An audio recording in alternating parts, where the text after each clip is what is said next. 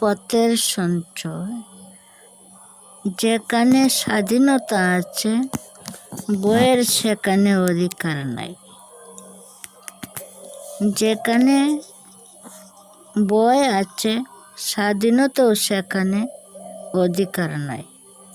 ভয় যেখানে শ্রদ্ধা হইতে জাগে, সেখানে ভয় পবিত্র বস্তু। ভয় যেখানে উৎপীড়নের আশঙ্কা হইতে জাগে, ভয় সেখানে সর্বসময়ই হিতকর নহে। কখনো কখনো ভয় সেখানে সতর্কতার উত্তেজক হইতে পারে।